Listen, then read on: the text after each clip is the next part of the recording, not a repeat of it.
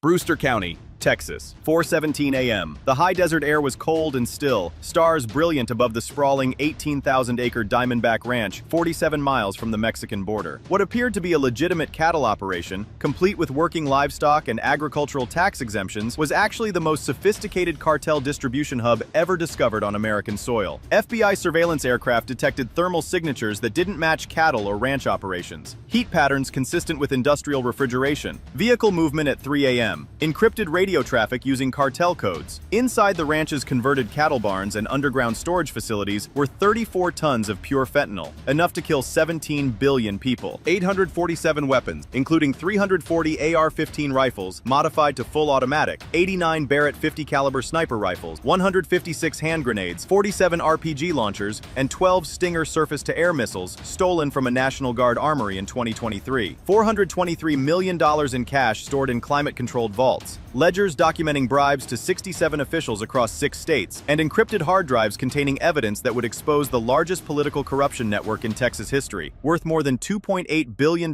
in total criminal enterprise value. At the center of this operation stood Governor Marcus Webb's chief of staff, Daniel Cortez, a 52-year-old former federal prosecutor who had spent 14 years building a secret alliance between the Gulf Cartel and corrupt politicians across the Southwest. Cortez had used his position to provide cartel leadership with classified law enforcement intelligence, safe routes across the border, and protection from prosecution. In exchange, the cartel had funneled $89 million into political campaigns, real estate investments, and offshore accounts belonging to Cortez and his network of compromised officials. For 3 years, the FBI's Public Corruption Unit tracked rumors of a high-level politician protecting cartel operations in West Texas. Anonymous tips mentioned the Diamondback Ranch. Satellite imagery showed suspicious construction, but every investigation hit walls. Warrants were blocked. Witnesses disappeared. Evidence vanished from evidence rooms. Cortez had infiltrated the system so deeply that he knew about federal investigations before the agents conducting them. He taunted the FBI in encrypted messages. "You're looking for corruption in Texas. You'll never find it because we are Texas. Your agencies answer to people I control. Your evidence disappears into systems I manipulate. You've already lost and you don't even know it." But on the night of November 2nd, 2025, everything changed when a single agent refused to give up. If you believe political corruption is the greatest threat to justice, tap like and comment, "Drain the swamp." At 6:34 p.m. on November 2nd, FBI Special Agent Rachel Torres sat in a secure facility in El Paso, reviewing 3 years of failed investigations. Torres, a 16-year veteran of the Public Corruption Unit, had watched case after case collapse. Witnesses recanted, evidence disappeared, warrants denied. She knew there was a mole, someone high enough to see everything, someone trusted enough to be invisible. She started from scratch. No computers connected to FBI networks, no official channels, just paper records, public filings, and her own surveillance. At 9:47 p.m., she found it, a pattern buried in property records. The Diamondback Ranch had been purchased in 2019 by a shell company registered in Delaware. That company was owned by another shell company in the Cayman Islands. That company's registered agent was a law firm in Houston, and that law firm's founding partner was Daniel Cortez's brother-in-law. The ranch wasn't owned by legitimate ranchers. It was a cartel asset purchased with drug money and protected by political corruption. At 11:23 p.m., Torres made copies of everything: property deeds, corporate filings, financial transfers. She drove to the FBI's San Antonio field office and requested an emergency meeting with Assistant Director James Reeves, a man she trusted completely because he had been investigating Cortez independently, using methods that bypassed normal FBI channels. At 1:14 a.m. on November 3rd, Torres and Reeves spread the evidence across a conference table. The picture was devastating. Cortez had used his position to create a protection network. 12 politicians, including 2 state senators, 4 state representatives, 3 county judges, 2 sheriffs, and 1 federal immigration official, were on the cartel payroll. They provided advance warning of raids, they blocked investigations, they eliminated evidence, and they used the Diamondback Ranch as the central distribution point for fentanyl flooding into Dallas, Houston, San Antonio,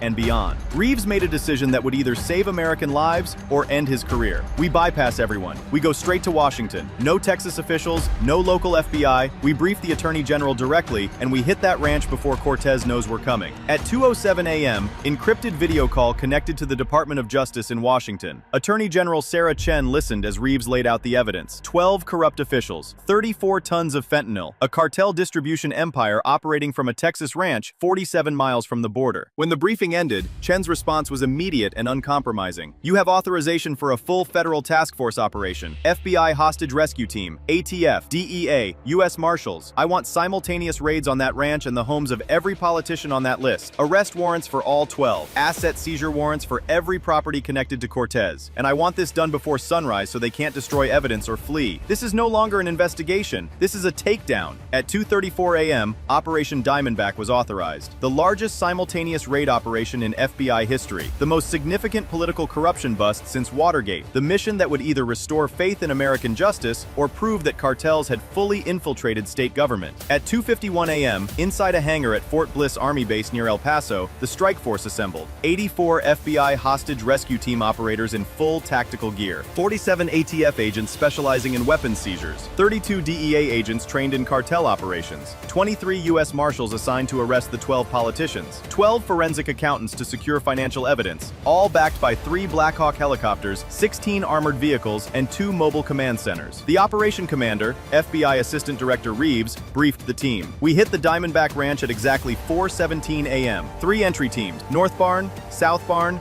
Main Ranch House. Expect armed resistance. Cartel security is on site. Rules of engagement: weapons free if threatened. Priority 1, secure the fentanyl before it can be destroyed or moved. Priority 2, arrest Daniel Cortez and any cartel leadership on site. Priority 3, secure all financial records and encrypted devices. Simultaneously, U.S. Marshals teams will execute arrest warrants on 12 politicians at their homes across Texas. Coordinated strikes, no advance warning. If anyone gets word we're coming, people die and evidence disappears. Questions? None. At 3:34 a.m., the convoy departed Fort Bliss, 16 vehicles running without lights across dark Texas backroads. The Blackhawks lifted off, flying nap of the earth to avoid radar detection. Inside the lead vehicle, Agent Torres checked her weapon for the 5th time. This was it. 3 years of investigation, 3 years of watching corruption win, 3 years of waiting for one chance to break the network. That chance was 7 miles away. At 4:02 a.m., the strike force reached positions 1 mile from the Diamondback Ranch. Thermal cameras confirmed 8 heat signatures inside the main house, 14 signatures in the North Barn, 23 signatures in the South Barn, 3 vehicles parked near the barns, security walking a perimeter with rifles. This was a fortress disguised as a ranch. At 4:11 a.m., 3 Blackhawks lifted off from concealed positions and flew toward the ranch at treetop level. Snipers in the doors, ropes ready for fast insertion. At 4:15 a.m., all teams reported ready. 2 minutes. At 4:17 a.m., the Blackhawks roared over the Diamondback Ranch at 80 feet, spotlights flooding the compound with blinding white light. Loudspeakers thundered across the desert. Federal agents, you are surrounded. Drop all weapons. This is the FBI. Drop your weapons now. The cartel security guards froze, staring up at the helicopters, hands shielding their eyes from the lights. 3 of them dropped their rifles immediately. 4 others ran for the barns. 2 raised their weapons toward the helicopters. FBI snipers fired. Precision shots. Both guards dropped. At 4:17 and 30 seconds, 16 armored vehicles smashed through the ranch's perimeter fence. No gates, no waiting. The vehicles drove straight through wooden fencing and across open ground, converging on the 3 main buildings from multiple directions. At 4:18 a.m., Team Alpha hit the North Barn. 12 FBI hostage rescue team operators, ballistic shields, flashbang grenades. The barn's main door was chained shut. 1 operator placed a breaching charge. Small explosion. The doors blew inward. The team stormed through. Inside, they found it. The fentanyl. Industrial shelving units stretching 40 feet back. Plastic-wrapped bricks stacked floor to ceiling. Each brick marked with a cartel logo. Each brick containing pure fentanyl powder. Field testing confirmed it. Potency levels lethal in quantities measured in milligrams. There were thousands of bricks, tons of death waiting to flood American cities. 6 cartel workers inside the barn raised their hands immediately. No resistance. They were flex-cuffed and secured. At 4:19 a.m., Team Bravo assaulted the South Barn. This one had reinforced steel doors. An operator placed a larger breaching charge. The explosion echoed across the desert. The doors buckled. The team entered. This barn contained the weapons: 847 firearms, organized on racks like a military armory, AR-15 rifles with illegal full-auto conversions, Barrett 50 caliber anti-material rifles, crates of grenades, RPG launchers still in original packaging, and in a locked cage at the back, 12 Stinger surface-to-air missiles, shoulder-fired weapons designed to shoot down aircraft, stolen from a National Guard armory, serial numbers filed off, each one capable of destroying a commercial airliner. 9 armed guards inside the barn tried to resist. They grabbed rifles from the racks. The FBI didn't negotiate, suppressed gunfire, precise shooting.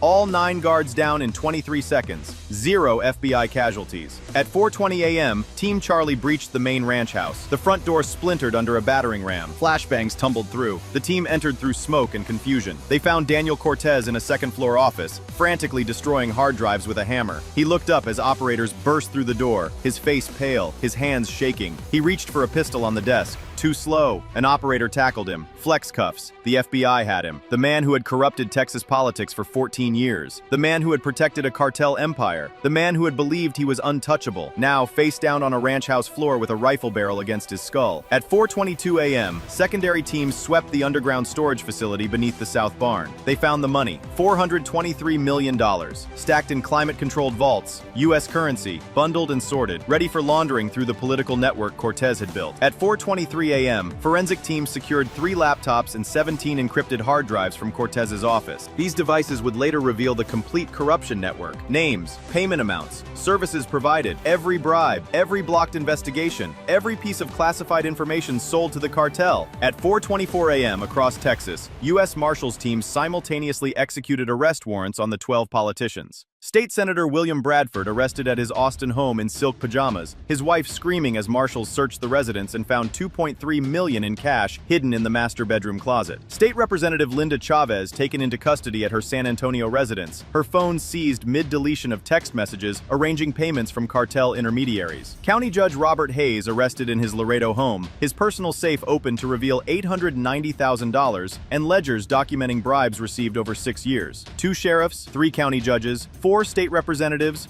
2 state senators, 1 federal immigration official, all in handcuffs by 4:30 a.m., the largest mass arrest of corrupt officials in Texas history. From first helicopter arrival to final arrest, 13 minutes. 34 tons of fentanyl seized, 847 weapons recovered, including 12 surface-to-air missiles, $423 million in cash confiscated, 12 politicians arrested, Daniel Cortez in custody, 17 encrypted devices secured, 0 federal agent casualties. The Diamondback Ranch, the fortress Cortez believed was invisible, had fallen faster than anyone thought possible. Tap subscribe now because what the FBI found on those encrypted hard drives will shock you. At 5:47 a.m., as the sun rose over the Texas desert, FBI cyber forensics specialists began analyzing the 17 hard drives seized from Cortez's office. What they uncovered was more extensive than anyone had imagined. This wasn't just a Texas corruption network. It was a multi-state cartel protection system spanning 6 states and involving 67 officials at every level of government. The hard drives contained spreadsheets listing every bribed official,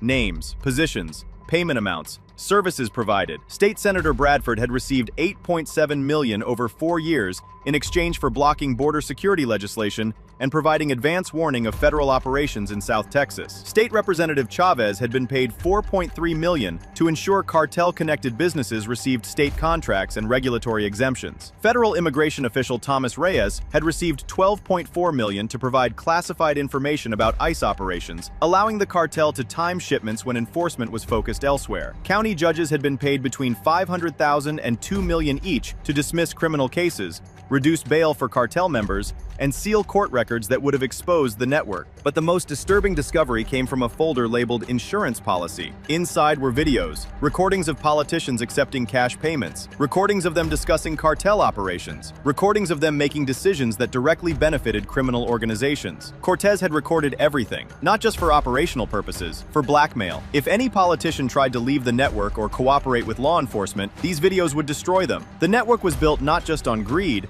but on fear. At 7:23 a.m., a second FBI team arrived at the Diamondback Ranch to begin processing the crime scene. What they found in the underground storage facility was evidence of atrocities beyond corruption. In a sealed room beneath the main vault, investigators discovered documentation of cartel operations across the Southwest, ledgers listing drug shipments into every major Texas city over 3 years, financial records showing $2.1 billion in cartel revenue laundered through Texas businesses between 2022 and 2025, lists of 34 murders ordered by cartel leadership against informants, rival traffickers, and uncooperative officials, photos of execution sites, and most chilling, a list of 89 federal agents, prosecutors, and judges marked as potential targets for assassination if they became too effective at disrupting cartel operations. Agent Torres' name was on that list. So were 14 other FBI agents in Texas. The cartel hadn't just infiltrated government, they had been planning to eliminate anyone who threatened their empire. At 8:34 a.m., news helicopters arrived over the Diamondback Ranch. The images broadcast worldwide were stunning. Hundreds of federal agents,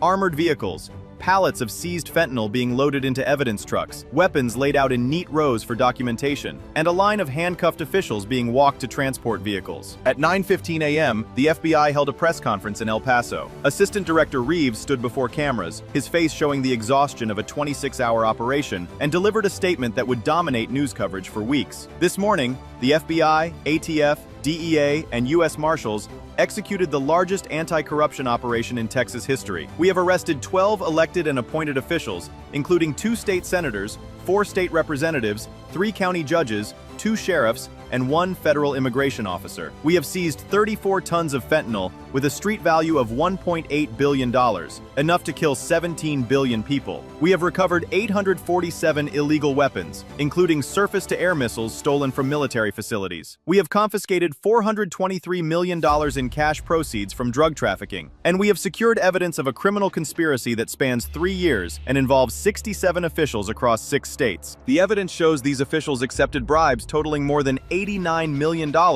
in exchange for protecting Gulf cartel operations, blocking law enforcement investigations, and providing classified intelligence that endangered federal agents. This is not just corruption, this is treason against the people of Texas and the United States. At 10:47 a.m., Daniel Cortez was transported from Brewster County to the Federal Detention Center in El Paso. No longer the powerful chief of staff who had operated with impunity, now a federal prisoner in an orange jumpsuit, his hands cuffed, his future measured in decades behind bars. When reporters shouted questions, he kept his eyes down, silent, broken. The man who had taunted the FBI about controlling Texas now couldn't even control his own fate. At 11:34 a.m., Texas Governor Marcus Webb held an emergency press conference in Austin. His voice shook with anger as he addressed the state. "I am shocked and disgusted by the crimes committed by my former chief of staff and the officials arrested today. I had no knowledge of Daniel Cortez's criminal activities. I trusted him. That trust was betrayed. I am directing a complete review of my administration's operations and personnel. I am requesting the Texas Rangers and FBI to investigate whether other officials in state government are compromised. And I am calling for the immediate expulsion of the arrested state legislators and the removal of all officials charged in this conspiracy. Texas will not tolerate corruption at any level." At 2:18 p.m., the Attorney General announced the formation of the Southwest Integrity Task Force, a permanent unit with FBI, DEA, ATF, and U.S. Marshals personnel dedicated to investigating political corruption connected to cartel operations across Texas, New Mexico, Arizona, and California. The task force would have authority to bypass state and local law enforcement when corruption was suspected, conduct investigations without notifying state officials, and bring federal charges against any politician or law enforcement officer found cooperating with criminal organizations. At 4:47 p.m., as the sun began to set over the Diamondback Ranch, the final evidence truck pulled away. Behind it lay an empty fortress, the barns stripped clean, the underground vaults emptied, the weapons gone, the money seized. All that remained was the structure itself, soon to be auctioned as a seized criminal asset. Among the federal agents packing equipment, Agent Rachel Torres stood looking at the main house where she had arrested Cortez. 3 years. 3 years of watching corruption win. 3 years of investigating a man who seemed untouchable. But corruption, no matter how deep, always has a weakness. For Cortez, it was his arrogance. His belief that he controlled the system so completely that no investigation could reach him. That arrogance led him to keep records, to document everything, to create the very evidence that destroyed him. What unfolded at the Diamondback Ranch was never just about drugs or weapons. It was about trust. The trust between citizens and the officials sworn to serve them. And when that trust is betrayed, when politicians sell their integrity for cartel money, when law enforcement officers protect criminals instead of communities, the damage runs deeper than any amount of fentanyl. This story carries a deeper lesson. Corruption doesn't announce itself. It hides behind legitimate titles. It wears suits and takes oaths. It smiles during campaign speeches while counting cartel cash in private. And when it operates at the highest levels, it becomes almost invisible. Almost. Because there will always be agents like Rachel Torres. People who refuse to accept that the system is broken beyond repair. People who investigate when others say there's nothing to find. People who take risks when the safe path is to look away. That is the legacy of Operation Diamondback. A reminder that no official is above the law. That corruption, no matter how protected, can be exposed. That American justice, when given the chance, will pursue the guilty even into the halls of power. As darkness fell over West Texas, a radio transmission echoed from the last FBI vehicle leaving the Diamondback Ranch. Diamondback Actual to all stations. Scene secure. Evidence collected. Subjects in custody. The ranch that poisoned Texas is silent. The network that corrupted our institutions is broken. And 34 tons of death will never reach American streets. To any official listening who sold their oath for cartel money, we found one network. We'll find the others. Your time is running out. If you believe these stories of courage and justice must be told, then like this video, subscribe to the channel, and share your thoughts in the comments, because the fight against corruption continues every day, in every state, and your engagement ensures these stories reach the citizens who need to know that their government can still be held accountable. The next operation is already underway, and when it breaks, you'll be among the first to know.